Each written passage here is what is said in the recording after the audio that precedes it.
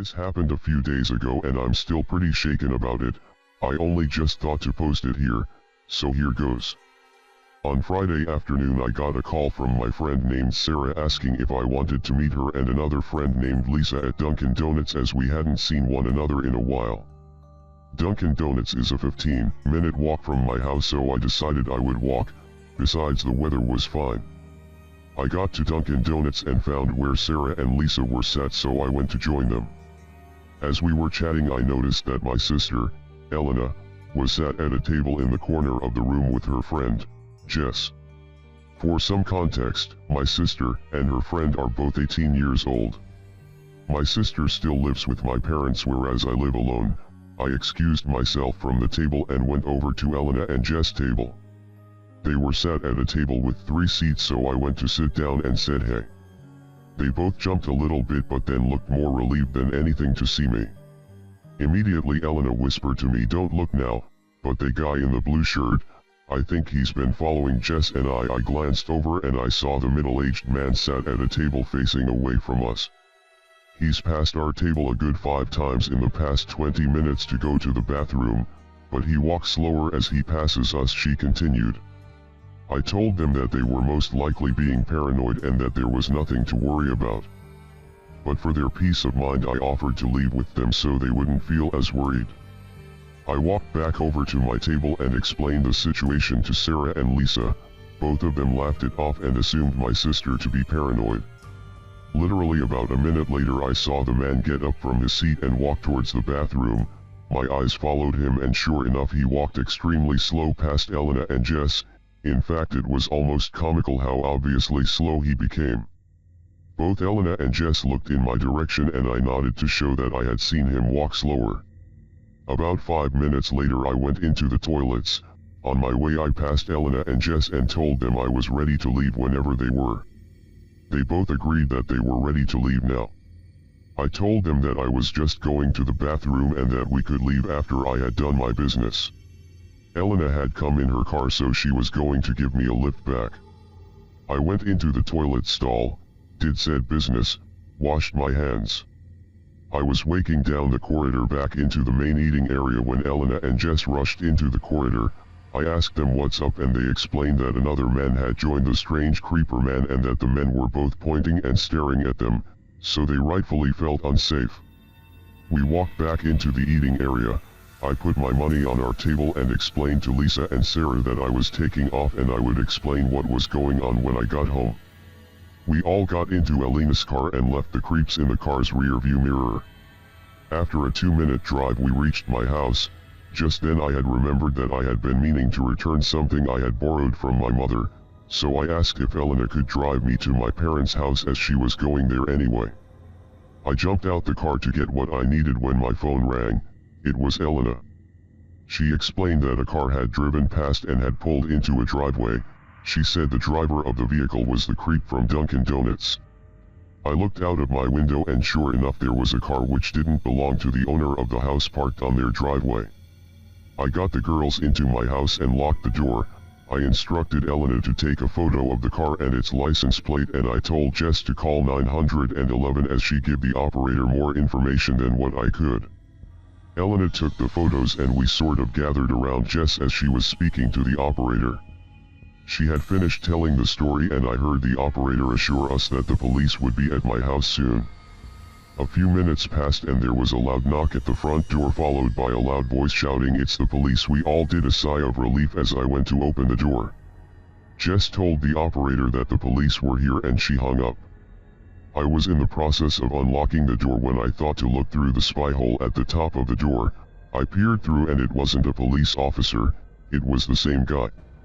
I froze in fear and I didn't know what to say. We didn't call the police. I managed to shout back to the man through the door.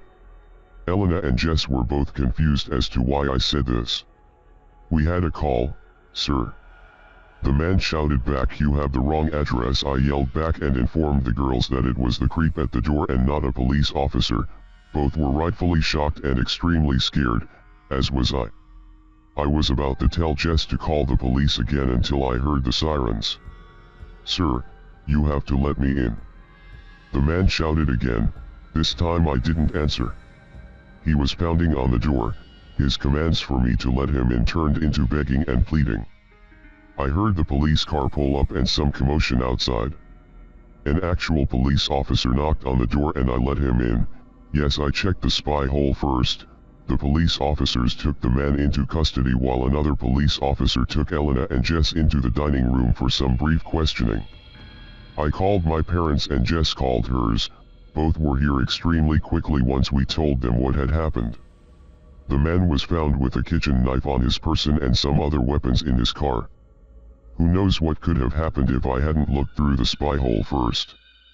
Both my sister and her friend are fine, just shaken up after the whole incident.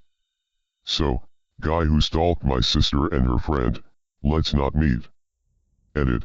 I wanted to protect the identity of my sister and her friend as much as possible, so I changed the place where it happened.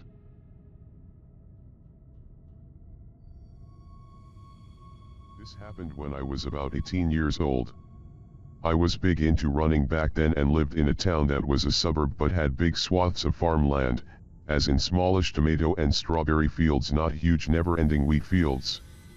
I preferred running on the dirt at the edges of these fields because it was a lot easier on my legs than running long distances on concrete or asphalt, and I was usually training for half marathons, 13.1 miles for those who aren't insane enough to think running is fun. This particular day I was planning to run an easy 6 miles. I told my mom and she suggested I do a loop and meet them at the dog park about 3 miles from our house as my one halfway point. This is pre-cell phone era, when all the craziest shit went down, but being careful I took a walkie-talkie my dad always used and my mom took the other one. Now, the walkie-talkie had a range longer than the ones my brothers and I played around with when we were younger, but it definitely did not work 3 miles away and I honestly had no idea what its exact range was. So, I take off on my run. I'm planning to go on the sidewalk for a little bit until I get to the fields. I think it was lettuce or something then, but short small plants. I'm running in the dirt with the road a few yards to my left. I have to run south and then turn right onto a slightly smaller, less traveled road to get to the dog park. As I'm running on the first dirt part my parents drive by and, being dorks, they honk and wave and yell at me. I wave and then soon after make my turn onto the smaller road. This one is road, me on flat dirt, small drainage ditch, forever of lettuce field, then a wall that is the backyard of some houses. I start noticing how quiet the street is and how few cars are passing me. Then I randomly start thinking to myself, if someone tried to do something I could run to those houses. No, they're so far away, I'd never make it. Then I hear a car. But this one doesn't pass me like all the others. I hear it slow down so that it is behind me, just out of my peripheral vision. My senses go super alert and I immediately realize what a dumbass I was to pick this route because I'm stuck out here with no one to help me and nowhere to hide. The car starts speeding up enough so that it's next to me and I glance over and see a man. Middle age, white, dark hair. Totally normal looking, but I get a chill down my spine immediately. He sort of leans over into the passenger seat and says in a super sweet voice, "Hi. Where are you going? Do you need a ride?" I am sacred and I realize this is not good. Admittedly nothing has happened yet and he could be totally innocently just wanting to chat, but my intuition is in overdrive telling me I'm not safe. I hop over the ditch thinking at least that will make it harder for his car to follow me if I need to take off across the field to try and make it to those houses in the distance. This pisses him off. He guns it, and gets closer to the ditch and in front of where I am, and then he says in a voice I can only describe as bone-chillingly evil, "You know, you shouldn't be out here all alone. Something horrible could happen to you out here and no one would ever know where to find you." He has put his car in park and is taking off his seatbelt when I remember the walkie-talkie. The piece of crap is all static because I'm too far away, so I immediately turn down the volume and say loudly, "Hey Dad." Yeah, I see your car. I'm over here by this red Buick, do you see me?" Fake wave to no one, There was no car coming from the direction my parents were, and when I had started talking there was no one behind us either, but by the grace of the universe at that exact moment a car turned onto that road. The guy saw it, looked at me, and sped off so fast he left skid marks. I have never run faster in my life, and I was looking behind me every few seconds and thought he'd be waiting for me at every intersection I had to cross. I was shaking. I was so scared and relieved when I got to that goddamn dog park. I told my parents everything and my mom called the cops. They took a statement but said it would just help if something actually happened to someone else. The weird part was, I was having trouble getting my story out. I was so upset, and before I gave a description of the car the cop asked was it a red Buick. He wouldn't tell us why, but that just added to my feeling that I had narrowly escaped something awful. I never thought to share this story here, but a few months ago I posted about it briefly in another subreddit and everyone suggested I share it here also. Some of you may have seen it the last time I shared it. It was summer, I believe the day after the 4th of July, and my husband and I were in the middle of a cross-country road trip. We were driving through Texas, and for any of you who have driven across the entire state of Texas you know that it is very long and very barren. Sometimes we'd go hours without seeing anything at all, and the towns we did pass through didn't consist of much more than a rusty old gas station and a few dusty little houses. Looking out the window you would swear you were just driving through the same 5 miles of desert again and again and again. I had started getting a headache and my husband suggested I take a quick nap to get rid of it. I remember allowing myself to doze off as I watched the beautiful colors of a desert sunset. The slowing of the car woke me up, and the first thing I noticed was how dark it was. I believe it was around 10 p.m. My husband had stopped at a gas station with a small shop. He told me he was going to go grab us some food and asked if I needed to pee. Knowing I might not have another chance for quite a while, I went into the shop to use the restroom. Both the men's and women's restrooms were down a little hall from the open area of the shop. I was groggy and tired and realized how badly I needed to pee, so I shuffled into the restroom. As I made my way the short distance from the door to the nearest of the two stalls, I made eye contact with a woman coming out of the only other stall. She didn't quite look homeless, but she was definitely messy looking. She had wild gray hair, almost shoulder length if it hadn't been sticking out every direction from her head. It looked like it hadn't seen a brush in weeks. She was wearing ragged-looking clothing. A pair of ill-fitting black workout shorts, and I remember noting her foam flip-flops. Several layers on top, one of them being a large purple and green coat. Keep in mind that this is Texas in July. The jacket was just hanging on her shoulders crooked, like she hadn't bothered to take a few more seconds to put it on correctly. She was carrying something in a tied-up plastic grocery bag. I gave a quick smile as our eyes met, and she just stared at me in return. Then her face turned wild and intense looking. Her eyebrows were set as if she was angry, but her eyes had a wild, alive look. She looked at me like she was hungry, and this was when I felt the first tinge of something wrong. I tried to brush it off. She waddled over to the only sink, and I took my time shutting the stall door because something about her posture in front of the mirror struck me as odd, and I was trying to figure it out. She was standing with her body more angled toward me, but her face was turned to the mirror. Her body was tensed, legs slightly crouched as if she was ready to act. Her hands were not up by her face or trying to fix her mess of hair or even being washed. They were at her sides, elbows also slightly bent. I wasn't sure why, but I suddenly felt uncomfortable. I regretted leaving my purse and cell phone behind. I shut and locked the stall door and took my time using the toilet.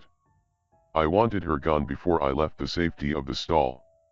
I stayed there long after I had finished, but the woman was still there, so I waited longer. Finally I heard the smacking of her flip-flops as she made her way to the door. I heard it open and then slam closed. The door was pretty heavy and had slammed the same way when I had entered. I stayed for a moment and allowed the wave of relief to wash over me before I reached for the lock, then paused, fingers only an inch from the lock. I stayed as silent as I could manage to confirm what I had just thought I heard. Yes. Breathing. The woman had only pretended to leave. At this point I was scared and confused. Why had she tried to trick me into thinking she left only to stick around and be as quiet as possible? I knew something was very wrong, so I stayed in the stall even longer, and this time it must have been at least 20 minutes, but I had no way of knowing for sure. I could tell from the direction her breathing was coming from that she had positioned herself in the far corner, right next to the door, but far enough that I couldn't see her feet. Finally I heard her leave. This time I waited a few minutes to make sure she hadn't tried her trick again. I slipped out of the stall, quickly washed my hands and rushed down the hallway to the store. It was pitch black outside and I had no idea where she was. She couldn't be far. A large man was checking out at the register, so I waited near a window display until he left the store and quietly slipped out the door behind him. Sure enough, crouched right outside the front door is the woman. She seemed surprised as she stood and turned away, walking quickly around the side of the store.